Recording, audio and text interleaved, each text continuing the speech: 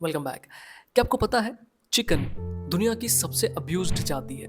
हर minute में 1,40,000 chickens को मारा जाता है। हर मिनट यानी एक दिन में 2 करोड़ बच्चों की हत्या। स्थिति यह है कि चिकन वर्ड सुनकर आपके दिमाग में खाने की इमेज पहले आती है, किसी जीव के जीवन की नहीं। जबकि ये बहुत इंटेलिजेंट होते हैं, बहुत सेंसिटिव होते हैं। चिकन चेहरों को याद कर सकते हैं, वो सपने देख सकते हैं। इस प्यारे से जीव को हर रोज हम इंसान बिना कुछ सोचे समझे और उससे भी बदतर बिना कुछ फील किए खत्म कर देते हैं। जानवर क्रिटिकल थिंकिंग नहीं कर सकते, लेकिन सारे जानवर माँ, बच्चों, परिवार वाला कॉन्सेप्ट बहुत अच्छे से समझते हैं। कि आप किसी नई माँ बनी गाय या किसी कुत्ते या किसी चिड़िया के बिहेवियरल पैटर्न को देखकर आसानी से समझ सकते हैं। अब ये मैं क्यों कह रहा हूँ, आपको पता है आमतौर पर जब मछलियाँ मारी जाती हैं तो लोग उन्हें फ्रेश खाना ज़्यादा पसंद करते हैं। तो जब किसी मछली को किसी कांटे में फंसा लिया जाता है तो वो मरकर बासी ना हो जाए और हमेशा फ्रेश रहे, इसलिए उसे कांटे पर फंसे हुए ही घंटों उसी पानी में डुबो कर रखा जाता है। मछली वहां तड़पती रहती है और जिंदा भी रहती है। मछली के बच्चे अपनी माँ को ऐसे कांटों पर लटके हुए तड़पते हुए घंटों तक आसपास घूम घूम कर देखते रहते हैं, और उनके इमोशंस क्या होते होंगे ये आप खुद समझ सकते हैं अगर आप अपने पेरेंट्स से प्यार करते हैं। आज दुनिया में लगभग 33 अरब फार्म चिकन है, यानी मनुष्यों से 4 गुना ज्यादा। इनमें से लगभग कोई भी नेचुरल डेथ से नहीं मरेगा।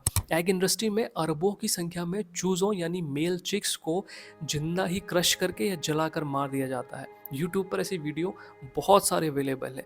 क्या हमारा एक टाइम का डिनर इस सुंदर पक्षी की पूरी लाइफ से ज्यादा इंपॉर्टेंट है? हमारे पास खाने के और भी ऑप्शंस हैं, बल्कि पूरा मेन्यू है, पर उसके पास सिर्फ एक लाइफ है। आपने ये सुना भी होगा कि डिनर की प्लेट में किसी बेजुबान को मार कर खाते हुए एक बाप अपने बेटे से कहता है कि बेटा अच्छे इंसान बनो, किसी का दिल मत दुखाओ, किसी को परेशान मत करो। जो लोग अपने बच्चों की हल्की सी बीमारी से भी घबरा जाते हैं, वो लोग भी इनके बच्चों को मारकर खा जाते हैं।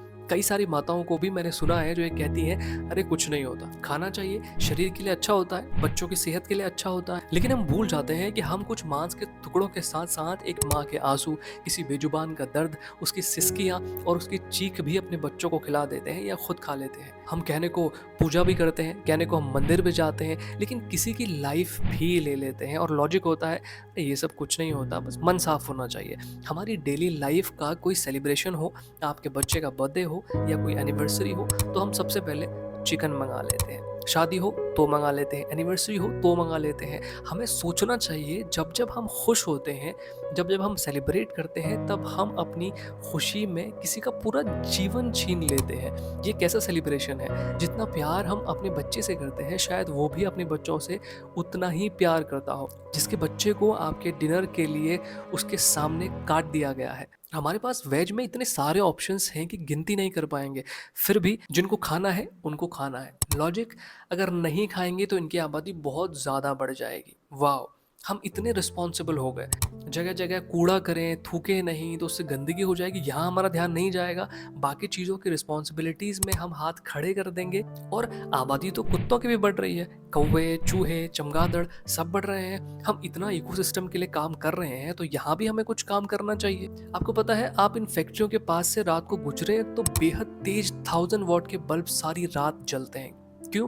क्योंकि मुर्गियों को सोने न देने से उन्हें बहुत भूख लगती है।